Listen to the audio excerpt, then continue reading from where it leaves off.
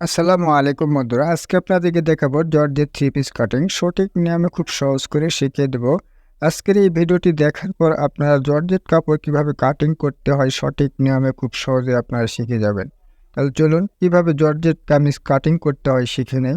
যখন আমরা বাজার থেকে কাপড় কিনে নিয়ে আসি তখন কিন্তু দেখা যায় এরকমভাবে থ্রি পিসটি আস্তরি পার্ট এবং পিছনের পার্ট সব সহ হাতা সহ অ্যাটাচ পাওয়া যায়। এইরকমভাবে অ্যাটাচ নেওয়ার পরে এটাকে খুলে নিতে হয়। এটাকে একটা একটা করে সুতা ধরে টান দিয়ে খুলে নেবেন। জোরে টান দিলে কিন্তু আবার কাপড় কেটে যাওয়ার সম্ভাবনা থাকে। এরকমভাবে সুন্দর করে আপনাকে খুলে নিতে হবে। খুলে প্রত্যেকটা হাত এবং বডির পার্ট আলাদা করে নিতে হবে। এই যে আবার হাতার পার্ট হয়ে গেল, এই হাতাটাও খুলে নিতে হবে।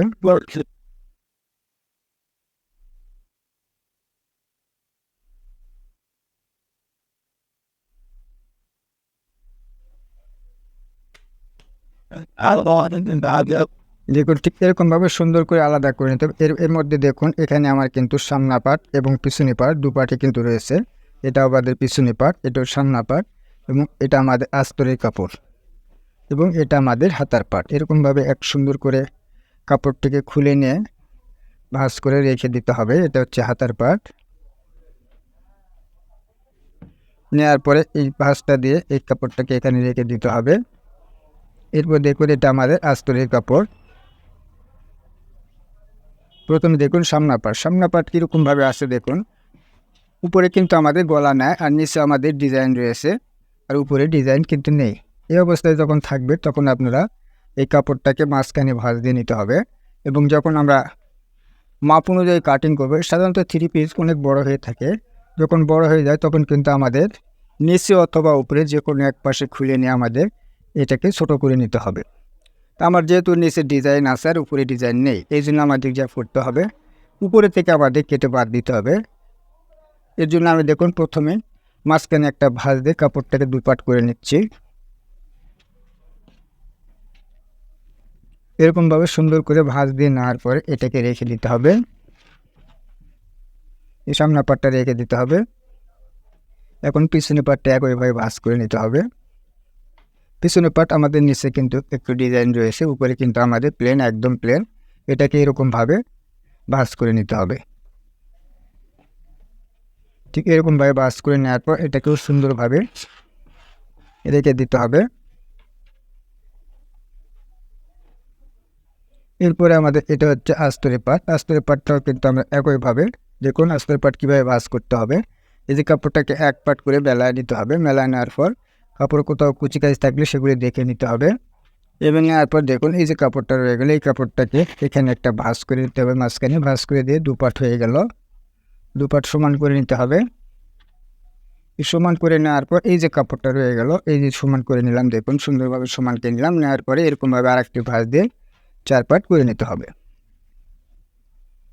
এরকমভাবে চার পাট করে নেওয়ার পর এখন আমাদের যা করতে হবে, প্রথমে পিছনে পাট রাখতে হবে এর উপরে। দেখুন সুন্দরভাবে দেখিয়ে দিচ্ছি। এরকমভাবে সুন্দরভাবে দেখে নিলে কিন্তু আপনাদের অনেক সহজ হয়ে যাবে কাটিং করতে। এখন এখানে কিন্তু আমাদের যতটুকু ঝুল হবে সেই ঝুলের পরিমাণ মতো আমাদের এই নিচের কাপড়টা রাখতে হবে। অর্থাৎ যে আস্তরে কাপড় হবে সেই কাপড়টা কিন্তু সে অনুযায়ী রাখতে হবে। আমার 42 ইঞ্চি ঝুল হবে, আমি 42-তে এই কাপড়টা রাখার পরে এখানে আমি ভাঁজটা করে নিলাম। দেখুন নেওয়ার পরে একদম সুন্দর করে ভাঁজটা করে নিতে হবে। এরপরে এখন আমাদের সামনের পাটটা উপরে বসিয়ে নিতে হবে। নিচের দিকে এক সমান করে নিতে হবে পিছনে পাট অনুযায়ী। আর আমাদের আস্তরের পাট কিন্তু বডি আমাদের মেন পার্টের চাইতে অবশ্যই 2 থেকে 3 ইঞ্চি বা 4 ইঞ্চি ছোট বড় হবে। আশা করি বুঝতে পারছেন। এরকমভাবে সুন্দর করে মিল করে বসিয়ে নিতে হবে। এরকমভাবে বসিয়ে নেওয়ার পর দেখুন এখন আমাদের যতটুকু ঝুল হবে ঠিক সেই পরিমাণ মতো নেওয়ার পরে বাকি কাপড়টুকু কেটে বাদ দিয়ে নিতে হবে। আমার এই কামিজের ঝুল হবে 42 ইঞ্চি। আমি 42-এতে দাগ করে নেওয়ার পরে এই কাপড়টা কেটে বাদ দিয়ে নিতে হবে। এবং সুন্দর করে এক সমান করে কাপড়টাকে ভাঁজ করে নিয়ে উপরে পাট থেকে বাদ দিয়ে নিতে হবে।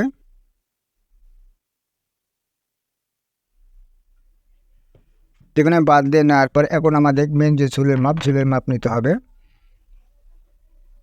উপরেতে ফিতাটি রাখতে হবে, রাখার পরে আমার যতটুকু ঝুল ঠিক সেই পরিমাণ মতো একটা দাগ করে নিতে হবে।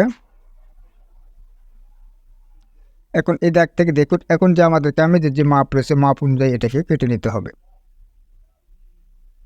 এর জন্য আমাদের কি করতে হবে, এখান থেকে আমাদের মোড়ার মাপটা নিতে হবে। সাধারণভাবে আমরা যে কামিজের মোড়া ঠিক নেই, ঠিক যে সেইভাবে আমাদের এই মোড়াটার মাপটি নিতে হবে। আমার এই কামিজের বডি রয়েছে 33 ইঞ্চি, 33 জন্য আমরা মোড়া দিব 5.5 ইঞ্চি। এবং এখান থেকে নিচের যে ফাড়া হবে, ফাড়া দিলাম আমি 20 ইঞ্চিতে।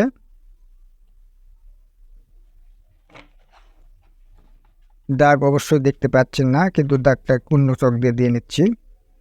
এরপর দেখুন এই দাগের মাঝখানে আমাদের নিতে হবে পেটের মাপ।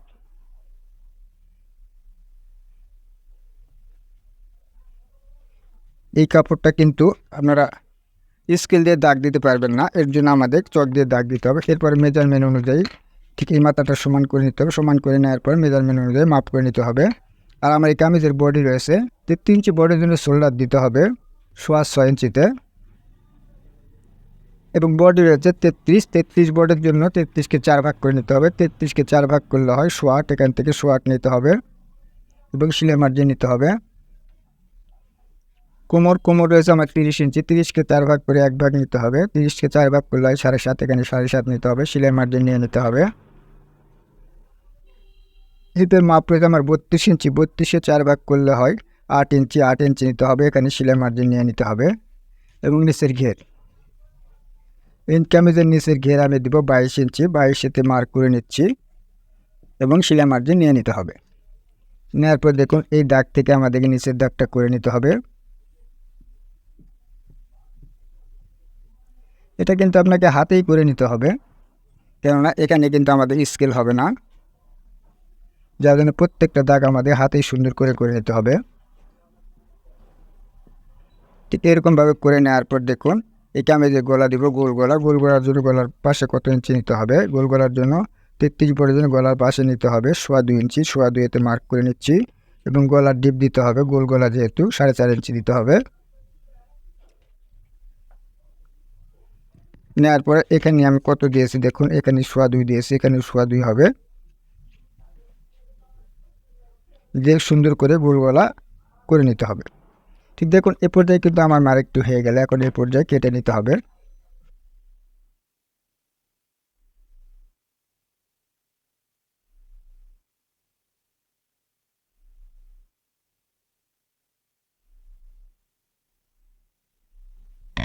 ঠিক এরকমভাবে সুন্দর করে দেখুন একবারে আমি আস্তর সহ একবারে সামনে পিছনে পাট কামিজের সামনা পাট সবগুলি কিন্তু একবারে কেটে নিলাম। নেওয়ার পর দেখুন এখানে একটা কাট দিয়ে নিতে হবে, বডি অনুযায়ী এখানে একটা কাট দিয়ে নিতে হবে।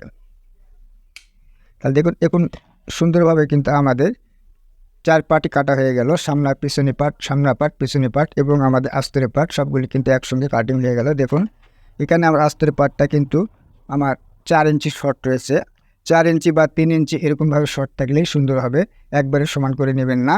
কেমন নেওয়ার পর দেখুন এই বডি পার্টটা কিন্তু আমার কাটা হয়ে গেল, এটাকে এখন উঠিয়ে রাখতেছি।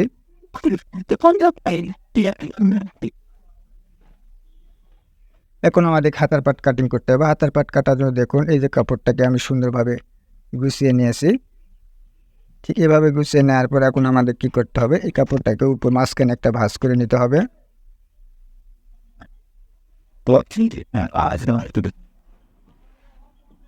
ভাঁজ করে না উপরে সেলাই মার্জিন বাদ দিয়ে একটা মার্ক করে নিতে হবে। এই মার্ক থেকে 3 ইঞ্চিতে একটা মার্ক করে নিতে হবে। এরপরে নিতে হবে হাতার মাপ। হাতার মাপ নেওয়ার জন্য দেখুন এই দাগ থেকে আমাদের নিতে হবে, আমার হাতার মাপ রয়েছে 16 ইঞ্চি, 16তে মার্ক করে নিচ্ছি এবং 1/2 ইঞ্চি সেলাই মার্জিন দেবো। নিচে হাতা হবে প্লাজো হাতা, এর জন্য আমি 1/2 ইঞ্চি নিচে একটা দাগ দিয়ে নিচ্ছি। দাগ দিয়ে নেওয়ার পর দেখুন এই দাগটা সমান করে নিতে হবে।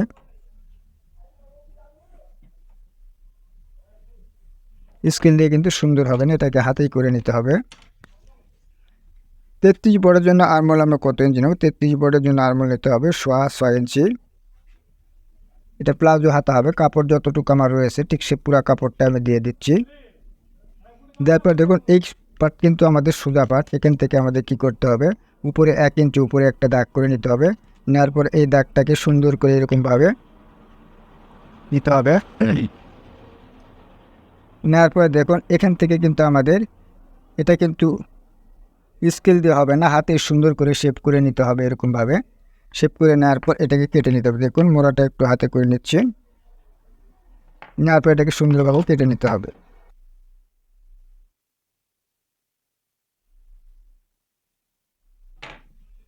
এরকমভাবে হাতাটি কেটে নিলাম। দেখুন খুব সহজেই কিন্তু আমাদের কামিজটি কাটা হয়ে গেল। জর্জেট কাপড় কীভাবে সঠিক নামে কাটিং করতে হয় আশা করি বুঝাইতে পারছি। ঠিক এরকমভাবে আপনাদের এটাকে কাটিং করে নিতে হবে। জর্জেট কামিজ সঠিক নামে কীভাবে কাটিং করতে হয় আশা করি বুঝতে পারছেন।